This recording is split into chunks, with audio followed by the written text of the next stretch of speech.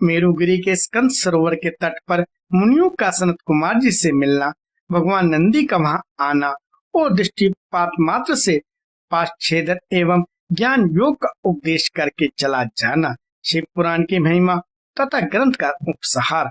सूत जी कहते हैं, वहां मेरु पर्वत पर सागर के समान एक विशाल सरोवर है जिसका नाम स्कंद सर है। उसका जल अमृत के समान स्वादिष्ट, शीतल, स्वच्छ, अगाध और हल्का है। वह सरोवर सब ओर से स्फटिक मणि के शिलाखंडों द्वारा संगठित हुआ है। उसके चारों ओर सभी ऋतुओं के खिलने वाले फूलों से भरे हुए वृक्ष उसे आच्छादित किए रहते हैं। उस सरोवर में सेवा, उत्पल, कमल और कुमुद के पुष्प तारों के समान शोभा पाते हैं और तरंगे बादलों के समान उठती रहती हैं, जिससे जान पड़ता है कि आकाशी भूमि पर उतर आया है। वहाँ सुखपूर्वक उतरने चढ़ने के लिए सुंदर घाट और सीढ़ियां हैं। वहाँ की भूमि नीली शिलाओं से आबद्ध है। आठों दिशाओं की ओर से वह सरोवर बड़ी शोभा पाता है। वहाँ बहुत से लोग नहाने के लिए उतरते हैं और कितने ही नहाकर निकलते रहते हैं। स्नान करके श्वेत यज्ञोपवीत और उज्जवल कोपिन धारण किए, बलखल पहने, सिर पर जटा अथवा शिखा रखाए या मूड मुढ़ाए, ललाट में त्रिपुंड लगाए, वैराग्य से विमल एवं मुस्कुराते मुख वाले बहुत से मुनि कुमार घड़ों में कमलिनी के पत्तों के दोनों पर सुंदर कलशों में, कमंडलुओं में तथा वैसे ही करवो आदि में अपने लिए, दूसरों के लिए विशेषता दीप पूजा के लिए वहां से नित्य जल और फूल ले जाते हैं। वहां इष्ट और शिष्ट पुरुष जल में स्नान करते देखे जाते हैं। उस सरोवर के किनारे ही शिलाओं पर तिल, अक्षत, फूल और छोड़े हुए पवित्रक दृष्टिगोचर होते हैं। वहाँ स्थान स्थान पर अनेक प्रकार की पुष्प बलि आदि दी जाती है। कुछ लोग सूर्य की अर्घ्य देते हैं और कुछ लोग वेदी पर बैठकर पूजन आदि करते हैं।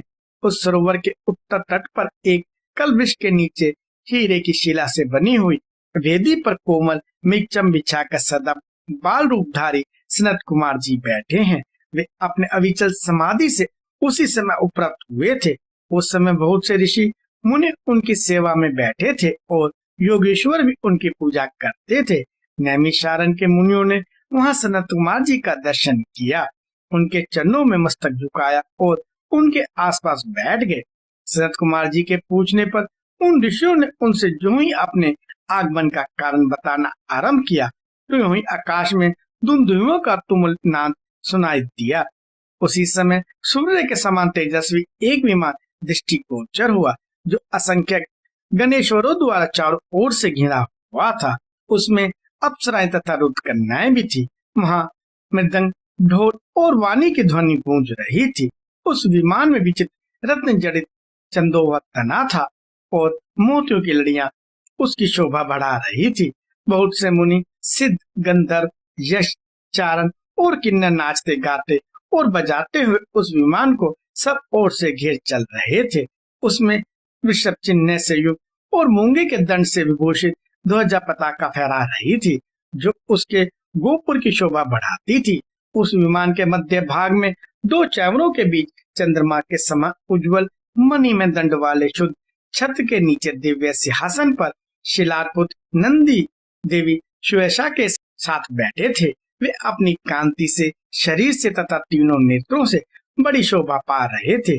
भगवान शंकर की आवश्यक कार्यों की सूचना देने वाले वे नंदी मानव जगत सृष्टा शिव के अलंघनीय आदेश का मूर्तिमान स्वरूप होकर वहां आए थे, अथवा उनके रूप में मानो साक्षात शंभु का संपूर्ण अनुग्रह ही साकार रूप धारण करके वहां सबके सामने उपस्थित हुआ था।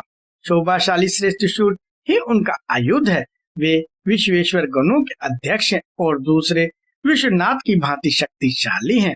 उनमें विस्तृष्टा विधाताओं का भी निग्रह और अनुग्रह करने की शक्ति है। उनके चार भुजाएं हैं, अंग अंग में उदारता सूचित होती है। वे चंद्रलेखा से विभूषित हैं, कंठ में नाग और मस्तक पर चंद्रमा उनके अलंकार है। वे साकार ऐश्वर्य और सक्रिय सामर्थ्य के स्वरूप से जान पड़ते हैं। उन्हें देखकर ऋषियों से ब्रह्मापुत्र सनत कुमार का मुख प्रसन्नता से खिल उठा। वे दोनों हाथ जोड़कर उठे और उन्हें आत्मसमर्पण सा करते हुए खड़े हो गए।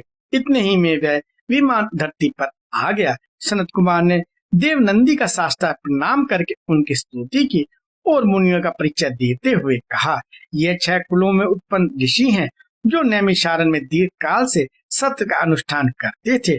ब्रह्मा जी के आदेश से आपका दर्शन करने के लिए ये लोग पहले से ही यहाँ आए हुए हैं। ब्रह्मपुत्र सनत कुमार का यह कथन सुनकर नंदी ने दृष्टिपात मात्र से उन सबके पाशों को तत्काल काट डाला और ईश्वरीय शैव धर्म एवं ज्ञान योग का उपदेश देकर वे फिर महादेव जी के पास चले गए। सनत कुमार जी ने वह समस्त ज्ञान साक्षात मेरे गुरु व्यास को दिया और पूजनीय व्यास जी ने मुझे संक्षेप से वह सब कुछ बताया। त्रिपुरारी शिव के इस पुरातन रत्न का उपदेश वेद के न जानने वाले लोगों को नहीं देना चाहिए। जो भक्त और शिष्य न हो उसको तथा नास्तिकों को भी इसका उपदेश नहीं देना चाहिए। यदि मोहवश इन अनधिकारियों को इसका उपदेश दिया गया तो वह नरक प्रदान करता है। जिन लोगों ने सेवानुगत मार्ग से इस पुराण का उपदेश लिया पढ़ा अथवा सुना है उनको यह सुख तथा धर्म आदि त्रिवक प्रदान करता है और अंत में निश्चय ही मोक्ष देता है। इस पुराणिक मार्ग के संबंध से आप लोगों ने और मैंने एक दूसरे का उपकार किया है, अतः मैं सफल मनोरथ होकर जा रहा हूँ। हम लोगों का सदा सब प्रकार से मंगल ही हो। सूर्य जी के आशीर्वाद देकर चले जाने और व्याघ्र उस महायज्ञ के पूर्ण हो जाने पर वे सदाचारी मुनि विषय कलुषित कलिकाल के अंत से काशी के आसपास निवास करने लगे। तदंतर पशुपात से छूटने की इच्छा से उन सब ने पूर्णतः पशुपत व्रत का अनुष्ठान किया और संपूर्ण बोध एवं समाधि पर अधिकार करके वे अनेक महर्षि परमानंद को प्राप्त हो गए। व्यास जी कहते हैं, यह शिव पुराण पूरा हुआ। इस हित का पुराण को बड़े आदर एवं पत्न से पढ़ना तथा सुनना चाहिए।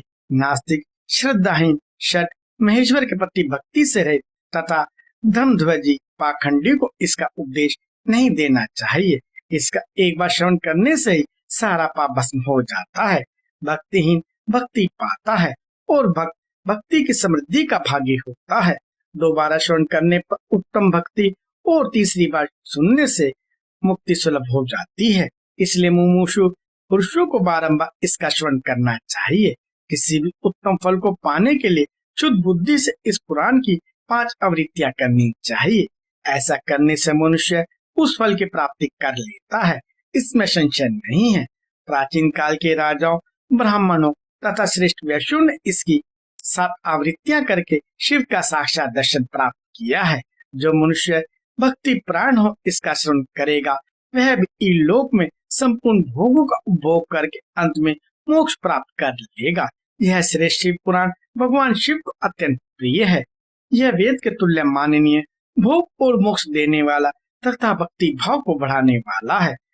अपने प्रमथ गुणों, दोनों पुत्रों तथा देवी पार्वती के साथ भगवान शंकर इस पुराण के वक्ता और श्रोता का सदा कल्याण करे। वाव्य संहिता संपूर्ण, शिव पुराण संपूर्ण। ओम नमः शिवाय।